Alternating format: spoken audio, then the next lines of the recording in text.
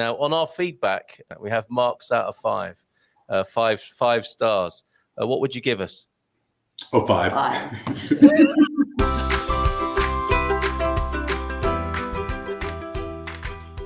Well, welcome everybody to this Misconceptions and Misinformation about Access to Healthcare in Portugal webinar with expatsportugal.com and our very special guest, Dr. Michael Averbukh from Serenity. Good evening to you, Michael. Hey, everyone. Wonderful evening. How are you? Wonderful music. Wow, wonderful crowd. Everything's good. Yes, that's now your walk-on music. So thank you for being here. Last time we spoke on the morning show, there was a little whiff of this. You seem quite disappointed about the amount of stuff and the amount of misinformation and misconception that you were seeing around social media and on the internet. So this is a great idea to really address it tonight on the webinar. Before we do that, can you tell us, just in case anybody hasn't heard about Serenity, which is really unlikely, your praises were sung on the breakfast show this morning. Jim White in Porto now was delighted with your service and our other associates we work with. You were name checked this morning. So could you tell us, for those who don't know, who are you and what is Serenity? Well, who am I? Okay. I hope to be counted as a friend of Expats Portugal.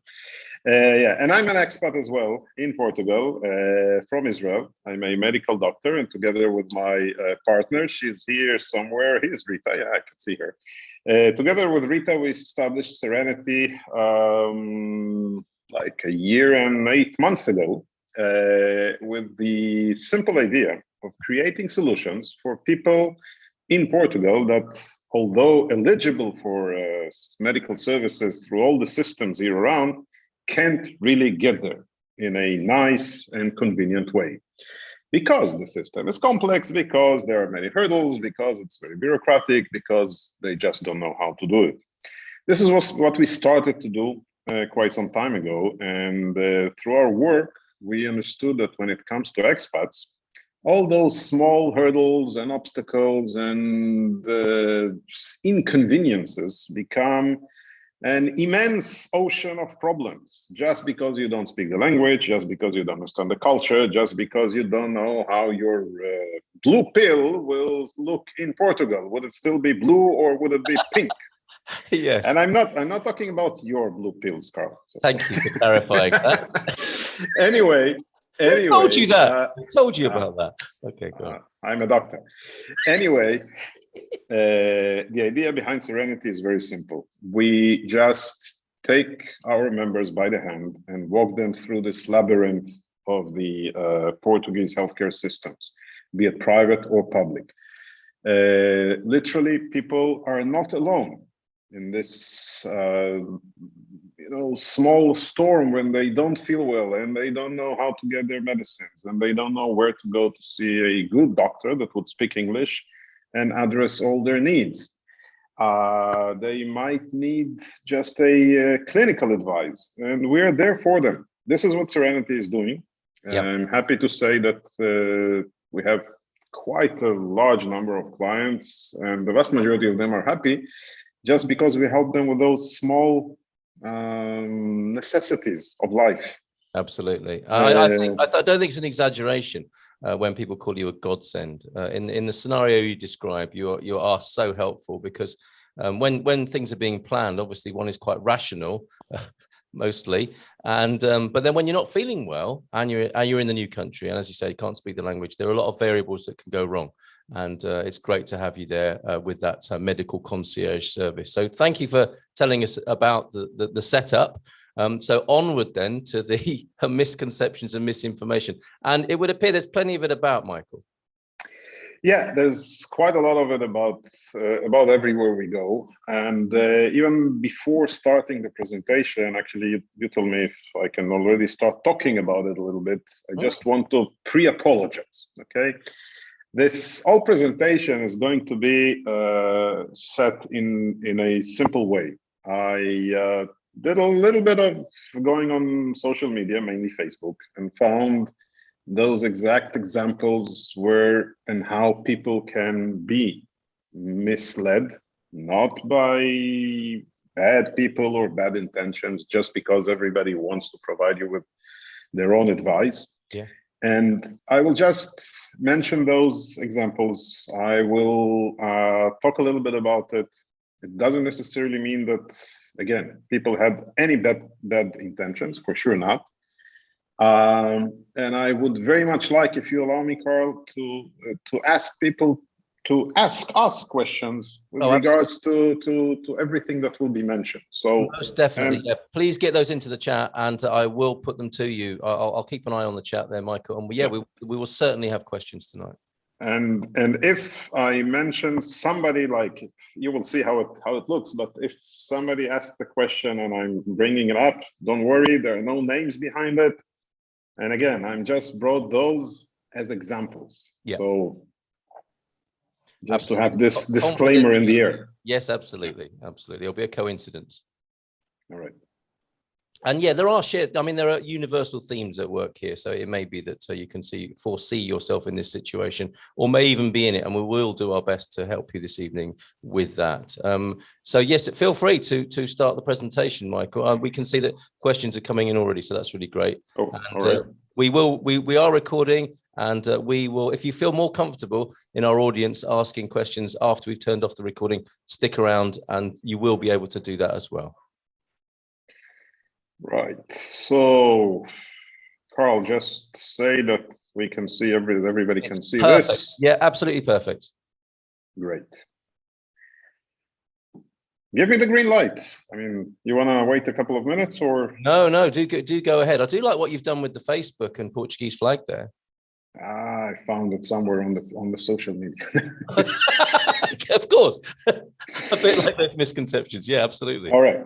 A little bit about misconceptions within about the Portuguese healthcare systems. All right. So as I already started to say, where people look for information. So many, of course, go to Facebook. Many ask Dr. Google. People may even ask for information from this guy, this sympathetic guy over here. Actually, I trust him, so you can trust him as well. But really, people are looking for information online, which is totally okay. What's in a way not okay in my perspective is that many times simple questions that really you could address to the wisdom of the crowd are turning into like they have this angle of something that is very personal. And what happens then? You're asking a very personal question about a medical situation. We will see it through the examples that I have here. You ask a very personal question, something that you consider as important for you, and you end up with hundreds of comments. These are print screens. Yeah. 180 comments, 148 comments, 100 comments over a single question related to health. Like, what do you do with it? I mean, it's enough. You sometimes, no, look at it from this point. Many of us went to a physician and we heard his opinion, and we went out of the office and we're not sure what did it that we hear, or we did not understand. Imagine what will happen if you have 140 opinions and everybody pretends to be a doctor nowadays because they read something, because they asked Dr. Google before you. And this leaves us with a tremendous burden. So this is how it will work. I'll give you an example. All of these print screens are from Facebook. So let's just look at it, okay? Hi, I live in the States, thinking about retirement. We have medical excellent care here in the States. Actually, this is a joke by itself, but leave that alone. And then you ask a question of, tell us how the healthcare system is in Portugal. So everybody will come up with their own opinion. But the thing is that people that are looking into that may have a tremendously twisted idea of how does it work. Okay, like this nice gentleman, I hope, you can't see the name, but is saying that, well, he does provide some information, but then he says, like, the public hospitals tend to have more outdated equipment. So one can understand, don't ever go to the public system. Or he says that there's a reluctancy to try less conventional therapies for pain relief. Again, what is a less conventional therapy for pain relief? We have within the hundreds of our clients, many clients with chronic pain syndromes. Like if somebody reads that, he says, well, I'm never going to Portugal because they will not treat me with anything advanced, which is absolute misconception. This is not correct. You just need to go to pain clinics. Yes, if you just go to your GP, he will probably stick to medications.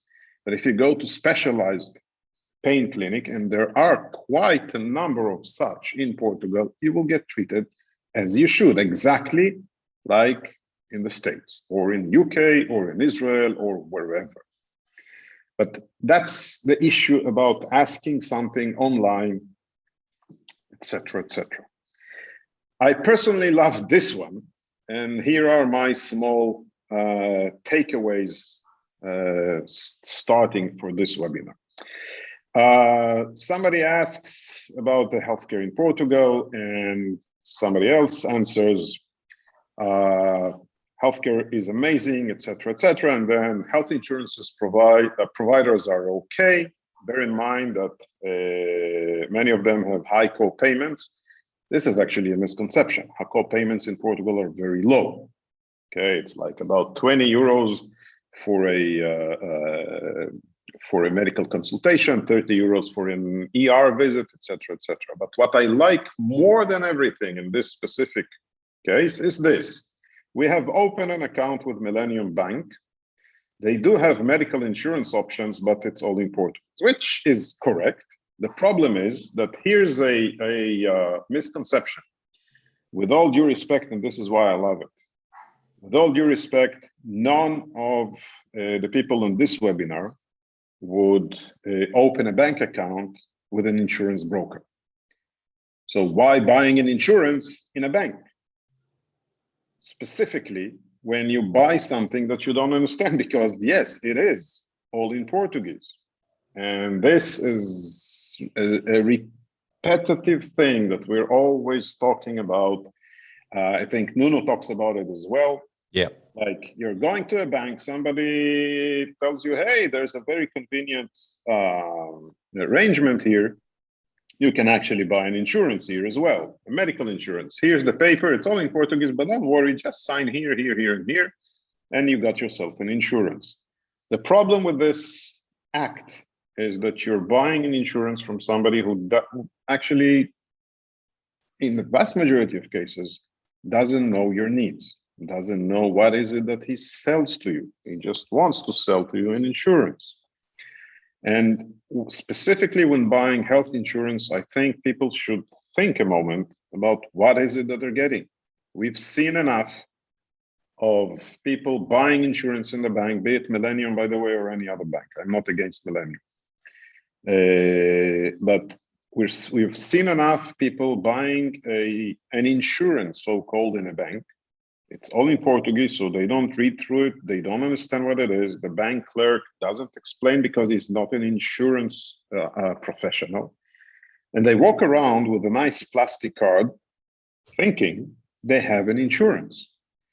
But when they really need to use it, they find themselves without coverage. And by the way, here's another thing about this whole misconception, misinterpretation, whatever. When you go to a private hospital in Portugal, and this is an unfortunate truth, an unfortunate reality, many times you will present the hospital with your plastic card of insurance, and they will ask you for another plastic card called Visa or MasterCard. Yeah. And you will provide them with both because, like, it's okay. It's like in a hotel when you put your card for extras. The thing is that if you, by mistake, do not have the proper insurance, or the insurance would deny the treatment, the hospital would very quickly charge your credit card. And then at least the hospital is very happy. You are less happy, because all the bill will go to your credit card. You already submitted it. And here's the sad truth about it. We just in the last couple of days, we had several clients with the same story. They were paying for treatments that were supposed to be covered by insurance. For whatever reason, the insurance denied.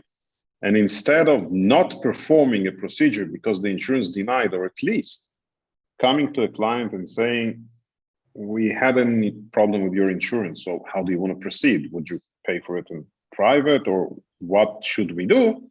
They just charge your credit card, and you end up paying 3,000, 5,000. We have a client with 25,000 euros bill. My goodness. Okay. And this is not okay. No, and Michael, at this point, I have to say guilty as charged. That's exactly what I did. Not the second part, I'm glad to say, but the first part of opening a Millennium bank account some time ago. And I was offered medical insurance. And it didn't occur to me that the person selling it to me was neither medically or insurance trained necessarily. And the pain that they took away for me was the pain of doing any more research. But that could mean a lot more pain in the future, as you've just described there. And the other part of it, actually, that I was attracted to was an English-speaking helpline that went with that insurance. But of course, if people work with you, they get exactly that anyway. So yes, I have fallen into that trap. It's a very good point, and it could quite easily happen to people. Let's go next. Here's a nice thing as well. We're preparing our move. How do you handle prescription drugs, etc., etc., etc. This is actually a very good point to ask. The thing is that then you can understand different things from different answers provided. Look, this nice, I think it's a lady, asked, we really need kind of to Portugalize our prescription drugs. A totally legitimate question, important one. And the answer is, like, prescription meds are extremely cheap here. Totally correct. And you just have to register with your local GP, bring a copy of your medical file, and get everything here. Simple, right? Right. Thing is, you can't get registered with a local GP. This is winning a lottery. We mentioned that quite extensively in each and every occasion. More than 1 million Portuguese do not have a GP, do not have an assigned family practitioner. And hence, seeing this, everybody thinks, okay, so it's easy. Great, I'm getting there, I'm getting my GP.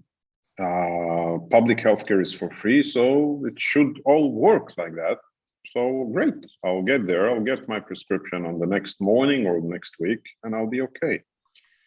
This is a pitfall. Practically speaking, we know that getting a GP is a big problem in Portugal. Getting your SNS number is a lengthy procedure. Normally, expats for sure will have a big problem having an assigned general practitioner, assigned family practitioner for them. And those that are really depending on prescription medications, and they do really depend on somebody to prescribe them the meds, will get into trouble. They will arrive, they will ask, okay, where's my GP? Pois, não há. For those that already are fluent in Portuguese, pois, we don't have a family practitioner for you. You might have to wait, or you know what? You can come on an open door day. They have those open door days when you actually have to come, take a line, stand in line, take a number, get lucky with the number, get through to a just GP, whoever, not your assigned GP. And then you have to be lucky because sometimes those doctors are looking at you and saying, why did you come? So no, I just want a prescription. So prescription is not us. Today we're treating emergencies. A prescription is not an emergency. What do you do then? This is a problem. So people that read this kind of misconception of, hey, get here, we'll get you a GP, he will prescribe everything. It's an issue.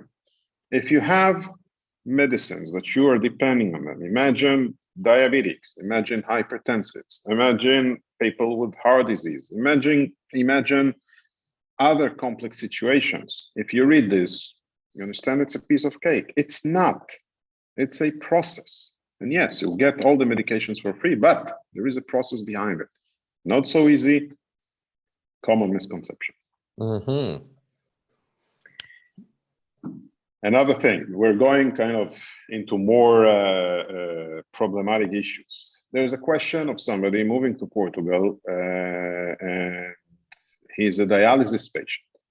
Okay, so there's a list of answers about dialysis, and somebody says, yeah, this is actually, well, regarding my experience, he has somebody in the family, and they said, well, my uncles used to do dialysis. I'm from a small town and fairly nearby, you can find clinics available to do it, which is great information. Yes, dialysis is a treatment provided actually by the state and provided in many hospitals. And yet, I'll just go to other comments as well. But yet, we have at least several patients on dialysis. Dialysis is not a treatment that you can just postpone. Whoever knows it, and if you don't know it, dialysis is something that you do in the worst case scenario on an alternate date. So you do one day yes, one day no. If you get to Portugal without arranging for a place to perform dialysis, you're doomed in a way to end up in an emergency room, because you can't just walk into a hospital and say, hello, I'm here for my dialysis session. It doesn't work like that. If you don't prepare for dialysis, or for the sake of this conversation, not only dialysis patients, but other patients that are on complex treatments, chronic treatments of injectables, of IV infusions once in a while, people need to arrange it before coming. You can't just say, okay, there's a great system there, I'm just gonna walk into a hospital. Okay. Another thing, it's the same thread, it's the same post. So there are many private hospitals, excellent facilities, truth. Okay. You will need a private insurance to access, etc. It's all answering this dialysis question. The thing is that private hospitals or private insurances do not cover dialysis in the vast majority of cases. Again, a misconception. I'll buy an insurance, somebody will treat me for my chronic renal disease. Not true. You're going to get this treatment through the national healthcare system, and you should arrange for that. Okay. And yes, there are medical assistants, quite good at Syria, etc., etc., etc. The national healthcare services pay part of the medicines once you're legally in Portugal. Again, part of the medicines, it's not exactly the information that you're looking for. There are medicines that are paid, there are medicines that are not. There are medicines specifically for people in complex conditions that will be paid by the state, but they need a specific process to get there. And these are misconceptions, specifically in this case of somebody who is in a medical situation that cannot be just overlooked. And he cannot just land here and say, hey, I'm here, treat me. Well, actually he can, but he will end up in an emergency room and a whole bunch of totally unnecessary worries, stress, etc. Best health insurance. Well, you have a lot of questions like that. What is the best place to live? What is the best place? What is the best car dealer, etc., etc. I brought it not because they quote here Allianz or Afpop or whatever. Best health insurance is best health insurance for whom? Are you 30? Are you 20? Are you about to have a child in Portugal? Do you have pre-existing conditions? How old are you? Like, these are the things that somebody needs to address. Just asking who is the best insurer in Portugal, you will get 100 answers. Everybody will say that their insurer is the best, which might be the case for this specific person who answers. But again, this, I'll just have names there is totally inappropriate. Yeah, and you get the classic Portuguese answer, which is absolutely right in this case. I think it depends. Right. In that case, it's absolutely right. It depends, and this is the appropriate answer. Like, what is the best health insurance? Actually, I have a good answer for that. The one that suits your needs. Absolutely. Now, you need to talk to somebody who will understand your needs and will create, or actually not create, will guide you to the right proposal of a decent insurer. And again, I didn't follow up on this one, but normally those questions have like million answers. Everybody says good or bad things about their own experience, and nobody says it really depends on what you need and how much do you want to pay. Okay, another thing that, again, drives me a little bit nuts. Okay. These are actually not only in Portugal, but there's a farmacia online, pharmacy, Yeah. pharmaceutical services that are provided online by people. So this specific guy that asks about a very specific drug that he was taking in the States. And people started answering not only like, where you can find it, you don't have this specific here, but you can try this and that. It doesn't work like that. Like, please do not provide, or, if you see this, please comment with a simple thing. You just need to go to a physician, and he will try to adjust something that can be provided for you here in Portugal. Parallel or not parallel, or as alike as the medicine that you were taking in the States. Some people that we have actually treated are fed by this, by those answers. We had already people almost canceling their trip to Portugal because Portugal does not have a treatment for ADHD, as an example. Attention deficit hyperactivity disorder. And they come to us and they say, who told you there is no? No, but somebody told me that the specific drug that I threw the name in is not there. So yes, this drug, this brand is not here. You have the exact same active ingredient under a different name. Oh, really? Yes, really. You're just asking and understanding something that is wrong, and that might influence all your plans in that to that extent. Okay.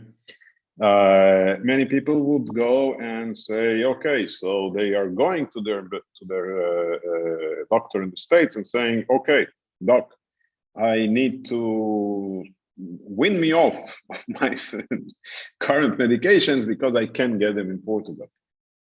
I'm saying, get the information, but get the information from the right place. Please, and if you have friends and family arriving from the States, if you're providing those advices, those that are here already, or those that are on the way, please talk to somebody that understands, talk to somebody that can walk you through this process. And if there's no such treatment in Portugal as you're taking, at least have it like, from somebody who can tell you that. As an example, by the way, for all of those watching us or knowing people in the States, there are many people in the US treated with a specific preparation medicine for thyroid problems. And this specific medicine is an extract of a thyroid tissue of living animals. And it's been approved for use in the States, but it hasn't been approved for use in the European Union. And as far as my knowledge goes, this is the only medicine that we could not find a substitute for here in Portugal. All the rest exist. Interesting. I have a breakthrough thyroid treatment, not personally, but where I live in San Martino de Porto, I'll tell you about it after we finish the recording. But it was a fascinating thing to discover to do with the seaweed here in San Martino de Porto. But sorry, I interrupt. Carry on. No, okay, go ahead. Another thing, how do you go to the emergency room in Portugal? Well, actually, that was a question by a tourist, somebody who broke her foot, and there's a lot of people saying, no, look at this. No, somebody says, my mom or something, the tourist broke a foot, and then they ended up in Kuf. And then you have like that. Somebody says, okay, so go to Kuf, go to Luz, stay away from Santa Maria. Santa Maria is a public hospital. The other one says, go to a public hospital, to San Jose. It will be way cheaper than private and still good, which is in a way right. So, like, where do you go? Public or private? Like, just go. This kind of drives me crazy. Where do I go? I went to a public hospital and I had the best experience. Great. Or my father or my uncle or whoever went to a public hospital and they treated him quickly and efficiently, whatever. Great. The only thing you're not saying in the story is that your father or uncle had a heart attack. And of course, we mentioned that as well many, many times in our conversations. When you have a complex situation, a public hospital is a very good place to be because they are on a high level, they are well trained, they have multidisciplinary teams, and they will never decline treatment. On one hand. On the other hand, if you walk into a public hospital ER with a broken arm, regardless of the fact that you're in pain, you will probably have to wait a couple of hours. So the answer to questions, okay, what ER do I go, is again, depends. It really depends. If you walk in as a walk-in client to a public hospital, be prepared to wait and wait a lot of time. On one hand. On the other hand, if there's an, again, emergency, somebody's having a heart attack, a stroke, you call an ambulance, the ambulance will forever take the client or the patient, sorry, to a public hospital, and he should be there. This is the best place for emergencies. This is quite okay. But again, when you ask it on a social media, you get a million responses. You actually get confused at the end of the day, and when it becomes repetitive, it creates a great misconception. So where do I go? Like what? Public sucks or only public? You don't really know. Well, this is, I think it's the last slide of this presentation. Hi, looking for a recommendation of a dermatologist, and the answer is, well, you don't need to have a dermatologist. Try apple cider vinegar. That's great. It's not about Portugal or not Portugal, but you know. Or try cryptocurrency. That's the sort of thing you might see in these answers as well, isn't it? Sometimes, this dark humor of doctors. Sometimes we say, well, you can try some fuel and a match. It will solve your skin problem. I've never heard that before. So, yeah, sorry. Okay. Watch out for that, everybody. Okay. Anyway, I brought it again. If I mentioned something that somebody found too offensive or whatever, I apologize. I just brought it up as examples of how people can be misled and understand something very, very wrong, and it can influence, it can really harm them and influence them in a very bad way. And I would be more than happy to answer all the questions in the chat box, because I see there are a lot. There are many, and you have made the point strongly there, and we thank you for that, Michael, because I understand your frustration. And the thing is, it's not that you're just complaining; you have the solution. So you're quite allowed. Yeah, I mean, I'm not just I'm not just whining here. Hey, it's not good. I'm not about the philosophy or of social media. I think that social media has its own effect. This is actually part of the problem. On one hand, you really need social media and you want it, and everybody is free to say something. But then again, I'm just saying, for those that are asking for the answers, please be very, very, in a way, in a criticizing mood when looking for it, and better look for somebody who is that you already know that has been proven to provide you with the correct, right information. That's it. Hey, thank you so much. Excellent stuff. We do have a lot of questions. Say hello to a few people first, though. Thank you, Steve, for being here this evening. Anna, of course, Kashkaish. Christine, Engineer Gilchrist, sounds like a train driver there. Annika, Denise wishing us a happy Portugal Day. Every day is Happy Day Portugal, Happy Portugal Day here, Denise. So don't worry about getting the day wrong. It's always like that for somebody here in Portugal who's moved here. Jeff's in as well. Philip from Beerland, Belgium in brackets. Never heard of it referred to as that, but that makes complete sense. Carlos. And a first question in. Oh, Sharon's in as well. Hope we managed to get you connected, Sharon. Shamim and Amin also here. Mila, Ewa, and from Larry. Ola from the desert of Arizona, hoping for more info to see what good private coverage is affordable for older, real retirees versus high premiums, low, no coverage, etc. I think the US comparisons being made there. We'll be back in the winter. Hope to see you then. So let's start there for the elders of the community.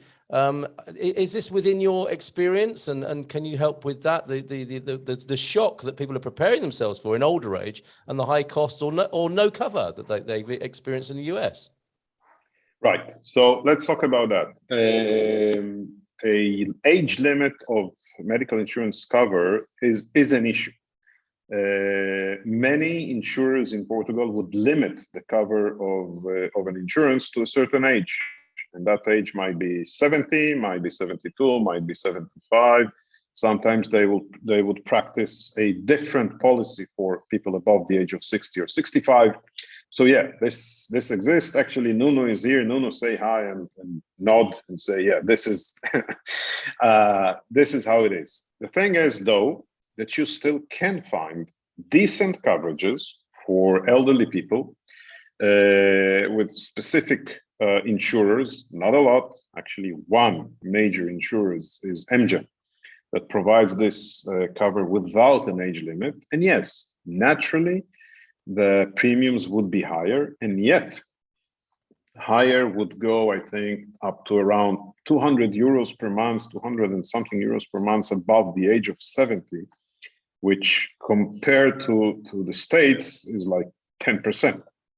Mm-hmm. So I think that at the end of the day, people would receive a very decent private coverage in Portugal for a fraction of the price that they would have paid in the States. Yep, and for the seniors as well. So there you go, Larry. Not to worry too much. As you say, Michael, Nuno is here. Make yourself known, Nuno, at least in the chat, if not popping on for a moment, because I know you both work together.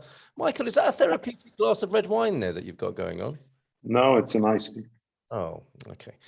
Sorry. I thought you might have been able to give us some great advice about, how many glasses of Portuguese wine to drink a day, but we'll come back to that. I'm sure somebody will ask. Steve, right. Do you have a translate service? If there is not an English or other language speaking doctor available locally?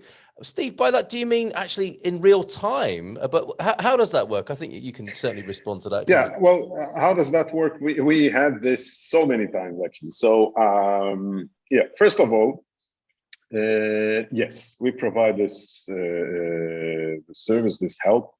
We start with providing this help with translation of paperwork. As an example, paperwork of insurance. All of this comes many times in Portuguese, and we help people understand what's written. 1, 2, many people would need this translation at the entry to the hospital. You would not imagine how many phone calls that we received from somebody that we referred to a physician, and we made sure that the physician speaks English, and then you have a call from a guy and he says, well, I'm at the entry of the hospital, nobody speaks to me. And said, what? So yeah, well, the people at the reception wouldn't talk to me because I speak English and they don't.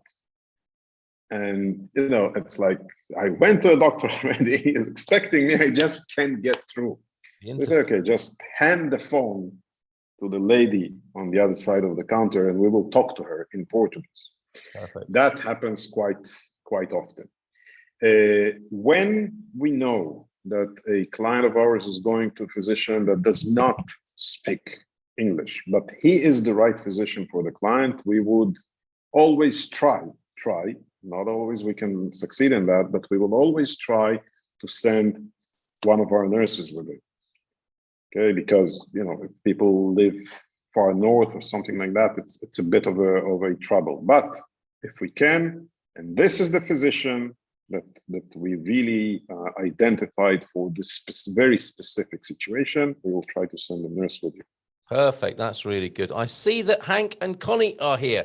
When we stop the recording, we're going to say a special hello to you two, because many of us here have tracked their journey to be in Portugal. And they're finally here in Porto, which is great news. So we'll talk to you after we've finished the main business here, finding out a little bit more detail and personal questions here. Well, the more personal ones you also might want to ask after we've stopped the recording. But we've got some great general questions here.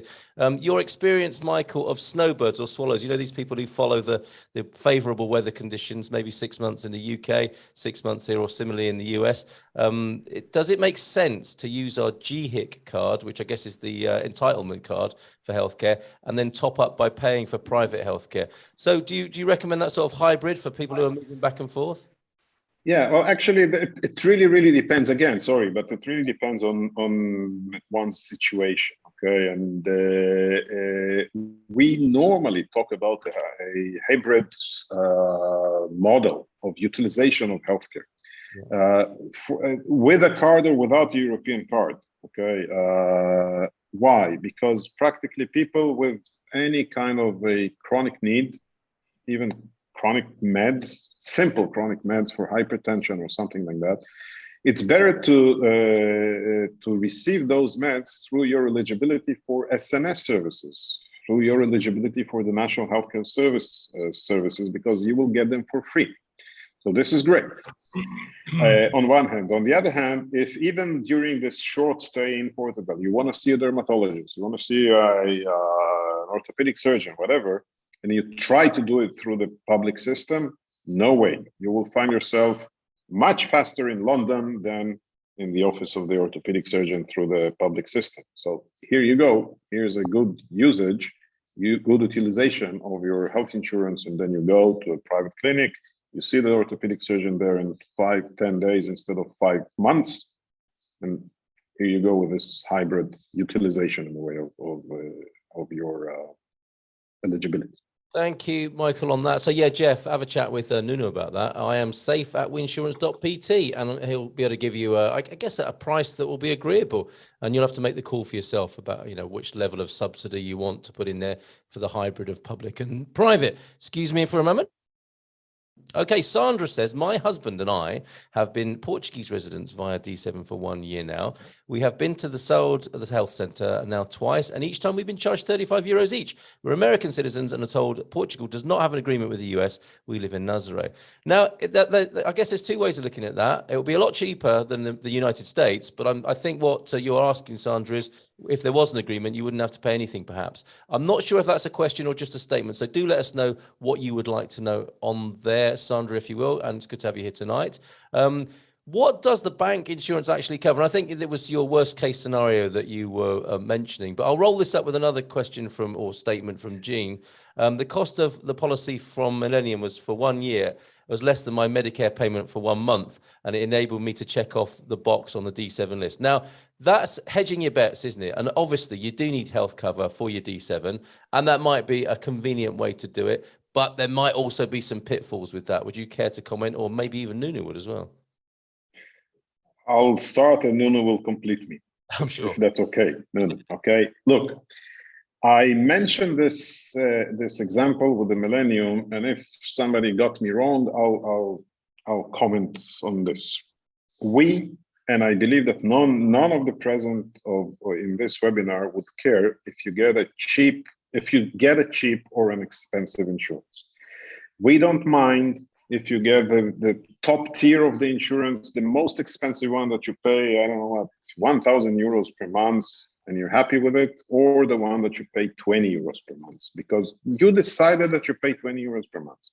My point was, please do not buy an insurance that you don't understand what did you buy. Good point. Yeah. And that's the issue. That's my point, and that's my anger in a way with those banks that shove you in insurance. It's like, yeah, it's cheap, so it's very nice. It's like very convenient. Hey, I got myself an insurance for 20 euros per month or less, which, compiles back to 200 euros or 250 euros per year, and everybody's happy. But what you bought is not an insurance. And then you walk around, as I previously said, with this plastic card that you think provides you with an access to care. Yes. And when you get to a hospital that takes this plastic card and the other plastic card, you will end up paying with the wrong plastic card. That's right. It can be quite a shock, can't it? If you proudly pull out one of these Medis or something, for example, and say that should cover it. Yes, well, that'll give you 10% off your prescription or something like that. That's So the thing. the point you're making is a good one. If you are doing it to tick a box, like to get the visa requirement, fair enough. Know that that's what you're doing, but also check out exactly what cover it might offer you with regard to the proper healthcare. I don't know if Nuno, if you do want to add something there, feel free to. Phil is here and Bonnie's here as well tonight. Thank you for being here. Like finances, says Phil, what is the best healthcare insurance depends on context. Yeah, it depends. It depends. We hear the answer and sometimes it doesn't satisfy us, but it really does. It is the right answer tonight. It is, and help is available to help you discover what is right for you through Michael and through Nuno, of course. It is kind of hard to notice our context because we carry it with us all the time. So it's kind of given for you. Yes, and that's why you need the experts with their third party and professional view, of course. Excellent stuff. Nuno, did you want to say hi? Hello, everyone. Once again, thanks for having me here. Thanks, Michael, for letting me say something. Regarding the insurance, I should say that every insurers are good and maybe every are not so good. The best insurer the best insurance is the one that I pay and I don't use. I didn't use ever. So thinking on this, I'm not saying that enroll to the cheapest that you find. I also don't say that Millennium or other bank don't have good health insurance plans. What I say, and I recover Michael's words, is that just do 3-4 questions about the insurance to the guy of the bank, and you will receive poor zero answer. Usually. Zero answer. Yeah, I'm a banker. What do you expect? Yes. Exactly. This is the first. The second is when you need the insurance, the banker will not help you because he's guilty. He just or she just don't know about the insurance. His stuff is banking. It's not insurance. So once again, like Michael said, know very well what you buy. Michael and we talk very frequently about the covers, and often we are talking about new things, even though we talk a lot about health insurance, but they are new things because when we look deeper on the coverage and the insurance is a contract, so you are linked what you are signing and paying for. Think that it is a contract. No one wants to sign for a contract that don't know what the clauses are. And also regarding Serenity, and I know that Michael adds a lot of value regarding playing with the public and the private healthcare system. When I buy something that I know what I'm buying for, then if I ask the help of Michael, he can add more value to what I have. And with this, it depends of the insurance plan that I have. But no matter the insurance plan, if I know what I have, others can add more value to what I'm paying for.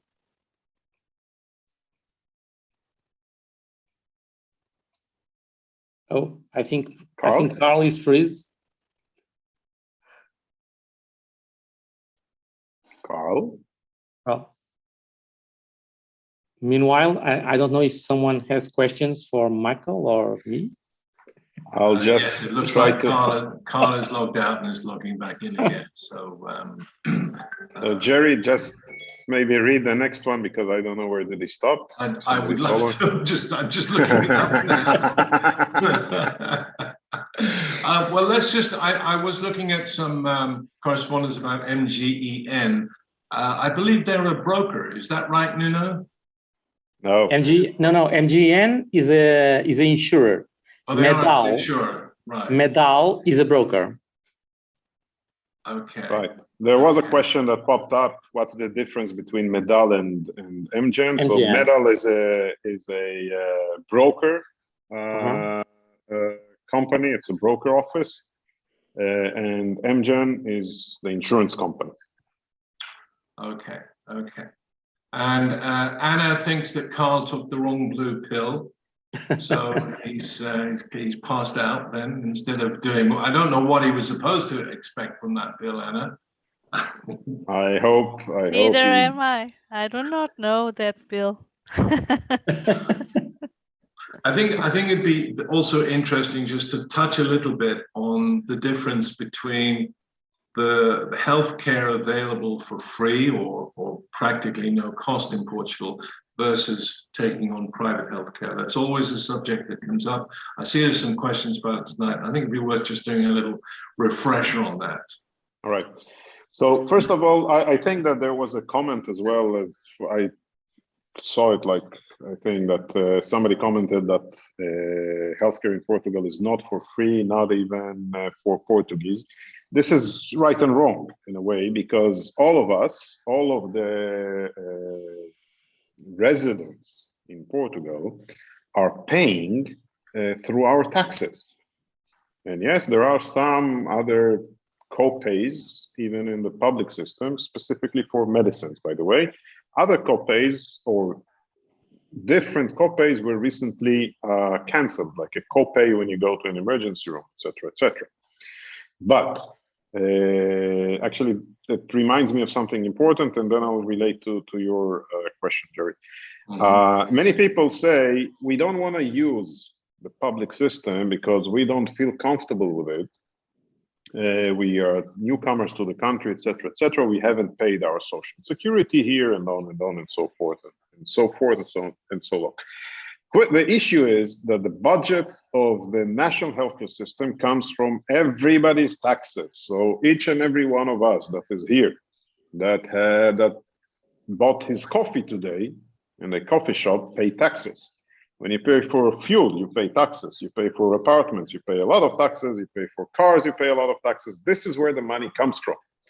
So it's okay. We're paying for the public healthcare.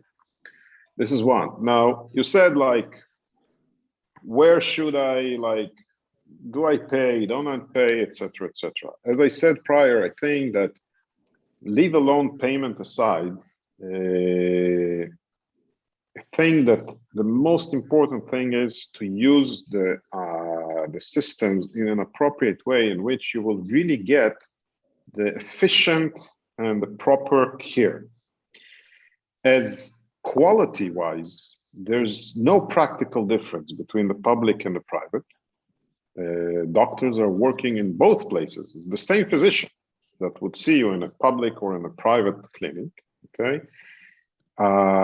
What we advise to do is to talk to us each and every time that you have an issue, because we can understand where will you be treated better and in the most efficient way. Sometimes better wins. Sometimes it's worthwhile to wait for a specific physician. Sometimes you need to wait only for a specific physician in the public sector. So even if it takes 3 months, we will wait for this specific doctor. Sometimes we say, well, actually, you know what? We understand that your MRI was prescribed through the public system, but we think that clinically, this MRI is indicated not in 4 months' time, when you will get it from your public hospital, but tomorrow. And we will tell you, look, I mean, maybe it's worth paying 200 or 250 or 300 euros but to have it tomorrow because this is important. And here again, you're not alone, and you're not making decisions based on somebody said that it's going to be for free and now it's not for free, so I'm pissed. Yeah, you need to take decisions specifically in healthcare based on like, how would it influence me? How would those 200 euros, 300 euros influence my life if I just take it even out of pocket? This is the question. And if you, and specifically with us, I'm lucky to say that nowadays, especially in Serenity, we have a team of fighters. We have a team of case managers that are fighters, and we fight for our clients. An example from last week, we had a client that suffered a trauma, and he has done an MRI through the public system. It was cost zero, okay? But it came with a different price. This cost zero came with a price of waiting for a month or so for results. By the way, not because somebody got lazy, just because the results were somewhere lost in the, I don't know, in the paperwork. But we understood that, like, if you already done an MRI, that we should have the results because you have a problem that might be serious. So one of our case managers, the case manager that was assigned to this gentleman, literally fought with the hospital, and she got the MRI result at the same day. And hey, what we have suspected was true, and he had a lesion that really needs attention. It's not life-threatening, but hey, not something that somebody can wait for months. And this is exactly the thing. This is exactly like, how do you juggle in between the systems? And how do you have somebody that is professional to help you with issues that can be, in a way, life-saving? I don't know. Michael, Carl, you're back. Yes, can people ask for that person by name when they sign up with Serenity? What do you mean? For this case manager? That particular case manager who's I'm telling you that we're very lucky. All of them are fighters. Actually, they become a little bit, I turn them from Portuguese to Israelis. We all like to fight. I think everybody knows what you mean. Okay. Yeah, okay. Sorry, I crashed out. But I couldn't have left you in more capable hands than the combo of... Yeah, no, you could. I meant Nuno and Michael, Jerry. Oh, fair enough. And Jerry, of course. And Jerry. We are an hour into the webinar, and we want to go to some more personally oriented questions after the recording stop. But there's a really important question I want to ask that I think will be of use to people practically. Is what's the sequence of this? You're a well thought of combo. Jim, who's here tonight, was saying that only this morning to the whole world. Work with Nuno, work with Michael, work with Serenity. But what's the sequencing for that? For somebody thinking of moving, how do they engage with you both? What would you suggest is the timeline for working with the two companies?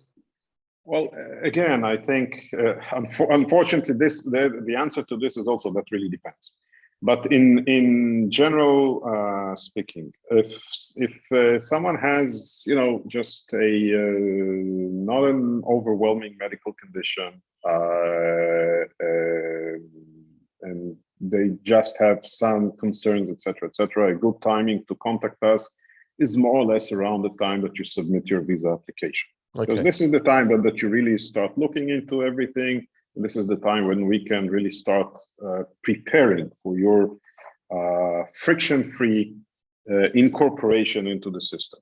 Right. On one hand. On the other hand, people with a serious medical background, specifically people with active medical conditions that are a little bit beyond diabetes and hypertension. And I mean people on injection therapies, people that are receiving serious therapies back at home, dialysis, one of them, but not only.